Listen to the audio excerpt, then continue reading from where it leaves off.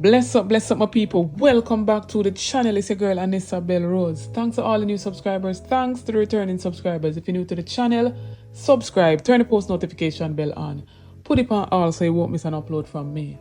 On the road to 20k, help me to get there, my people. So in this one, my people, back with an update on a video that I did yesterday as it pertains to a shooting where 3 young men was unalive in Raetown area. And residents coming out, crying out, saying that they're innocent, they're fishermen, this and that and the third. As well as the Minister of National Security ordering the police officers to shoot to KILL. And I want to listen to this interview where this man come out, my people, and him say the boy them no innocent. The boy them hold him up, rob him, is a cabbie. We are run him taxi and I do him honest little living. Now get much inflation up, things sky high, and him out there, and the boy them traumatize him and him little son. Listen to what he had to say. Innocent little boy them killed. 3 innocent little boy them never reach 20 yet. When me say them fine gun, all know we no see no gun. We don't see a spring shell. We don't even know if a police or a gunman kill them. If gunman they kill them, that's the spring shell. And if police they kill them, that's the spring shell. What is spring shell them there? Show with the gun now. Where there? We no kill all the 3 people them if we never find gun carry me now. Me not say no carrying big bad man, we have big gun, we no afraid of that. And carry me, why no could carry the 3 up in them? Last night I come in off of the road. I think at 10 o'clock news it was. And me hear 3 killed in Raetown. Police killed 3 in a Raetown. When them show the picture people, I talk, because I don't live my life in a fear and I don't walk in a fear. Though the road grind me every day, people, and leaving your family at home and coming out even with your family, you're not even sure if you're going to live to go back in to all the road around. They gun them enough on the road, which everybody know that. And criminals up on the road that traverse to and fro. You don't know what can happen next. But I don't have a problem with police, I don't have a problem with the law, because I'm a law-abiding citizen. And the police them step up them tempo and them do them work. When I go take side with nobody and say the police corrupt or whatever, that's not my business. They have never dealt with me on that level before, so I don't have a hang up on the system where the police and the soldiers are concerned. But those 3 faces them show up on TV last night with the police killing a Raetown. And them robbed me on Harbour Street, right at the All Ice factory, and traumatized me youth. Because the brown boy where you see on the TV, I am rest the gun angle for my son and put the nozzle on my side. Yeah. Him look like him innocent, but when him start talk, you see the killer in him.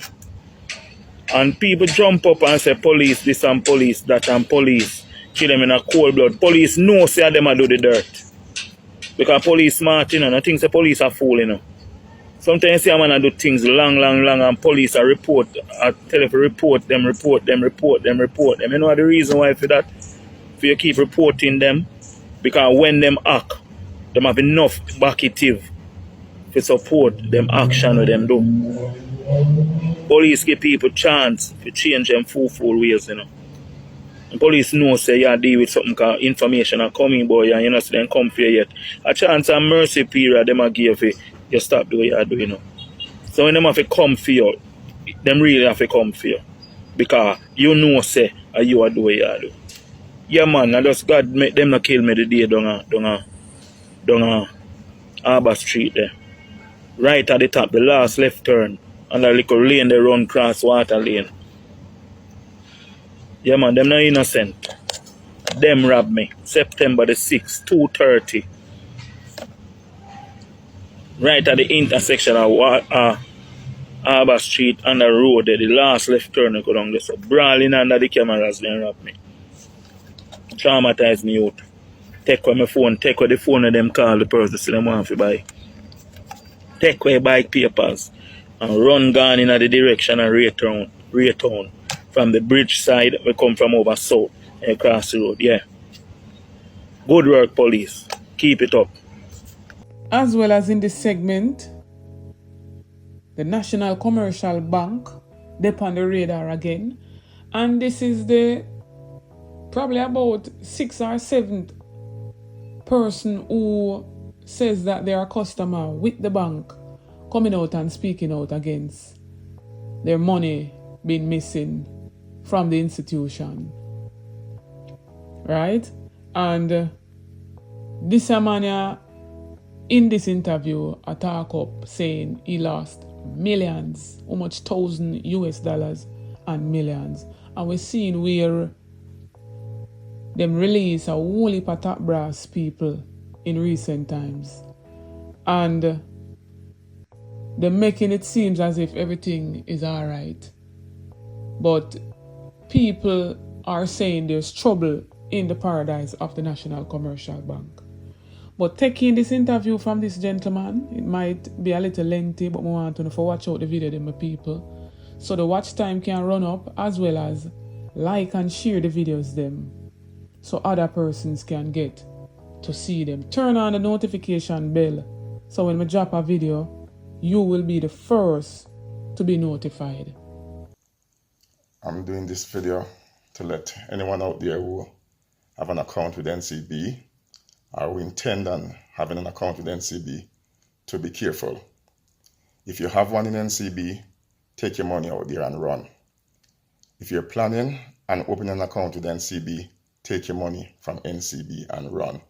Because some things is going on in NCB right now where I'm telling you, it's going to leave a lot of us Jamaican bankrupt. All right? They have a saying to say, if it don't break, don't fix it. And that is what is going on in NCB right now. The reason why you see they are changing all of them top brasses in the bank is because something fishy is going on in there and management is aware of it and they are doing nothing about it with the concern to the small man. Yes, they are changing the top brass, but still, we the small man not getting any justice.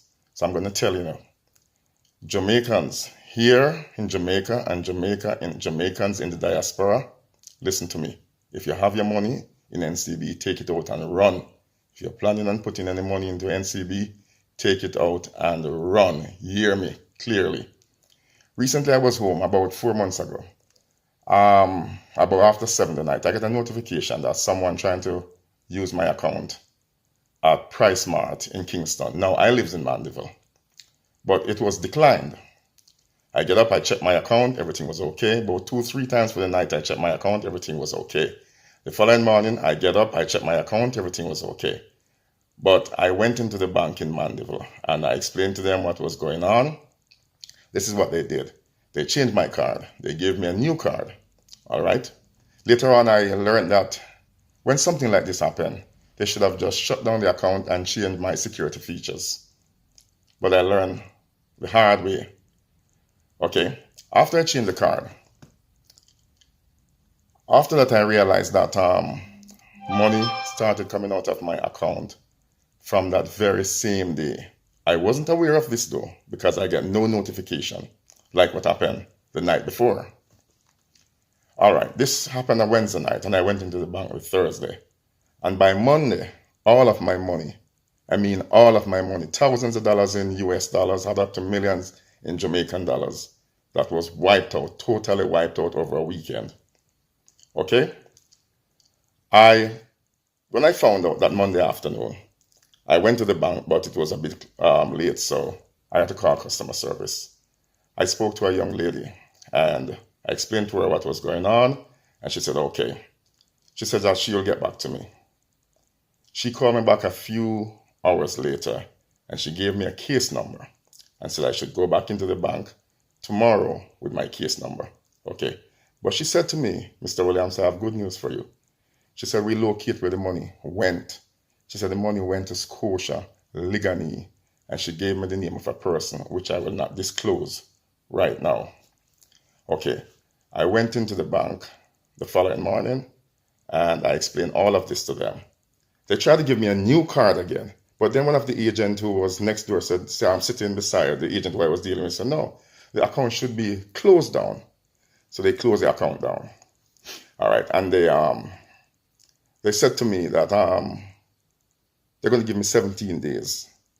So 17 days, I was there waiting. I get no response from them within that 17 days. So I waited until about 3 weeks, 21 days, I gave them a call. So I gave customer service a call. Customer service said, "Okay, let them check." When they checked, they said there's nothing come down, so they're going to escalate the case. This happened again. I went call back another 3 days, the same thing. Another 3 days, 7 days, passing by the same thing. So I said, okay, this is not making any sense, right? So I went into the bank. So when I went into the bank, the customer service agent lady was at the banking man, the one I spoke to. So I explained that, no one calls me. So she said, okay, she's going to put someone onto the case. Before I reached into the parking lot, I got a call. And this call came from a Mr. Davis, who said that he was from the cyber unit. And he started to ask me some questions like what the customer service asked me about. Anyone calls me, do I get any text message? Do I get any email? And the answer remained the same. Nothing changed. So he said I should go on my phone and I should text scamming, I should text account, and 2 other words that he gave me to text in. Nothing happened. So he said, okay, he'll call me back in an hour. An hour time, he didn't call me. So I called him about 2 hours after. Asked me to do the same thing again. Nothing happened. So he said, okay, he's going to call me back in another hour again. Hour time passed, didn't call me. I called him about 2 hours after.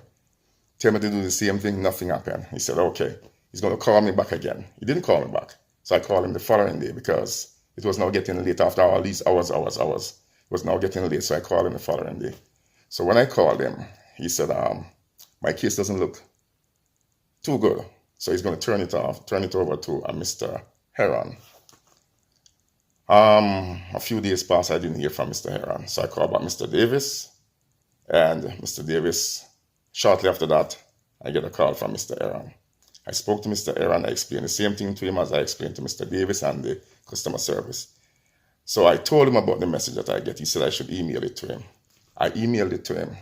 And a whole week passed and I did not hear back from this man. Okay? So I went back into the bank because I explained to them that, listen, I'm not getting anywhere with this thing. So I was put on to a manager into the bank, and she get in touch with Mr. Aaron on the phone. I couldn't hear what he was saying, but based on my observation of what he was saying, is that he's turning back the case over to Mr. Davis. All right. So she said, okay, she's going to get on it. She's going to work with me. All right. So I should message her the following day to remind her. I did that. She and I was in communication for over a month. All right. Now, one of the things that puzzled me with this case is that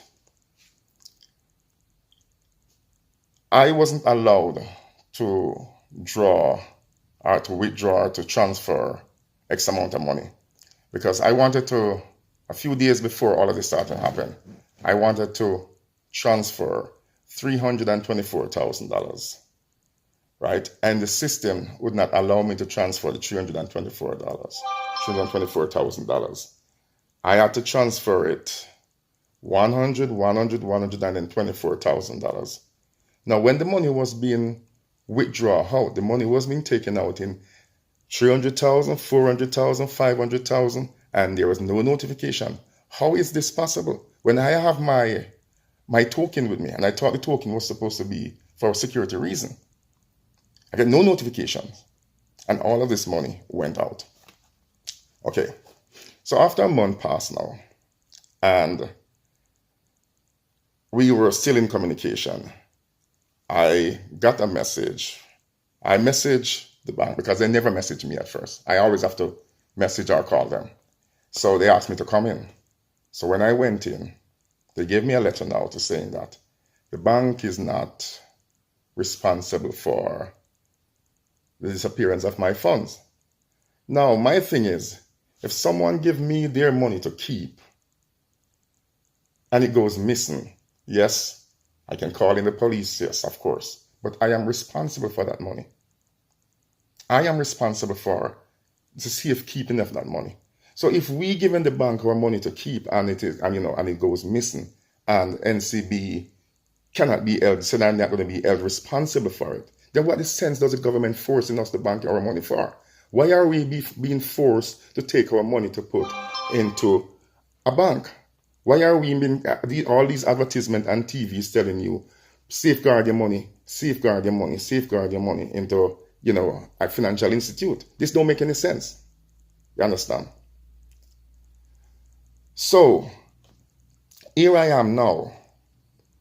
Wake up one morning and could be a broke man.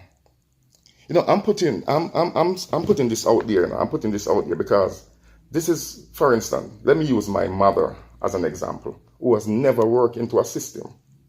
And she does her little higgling over the years, and she put up her little 2 cents, bank her money.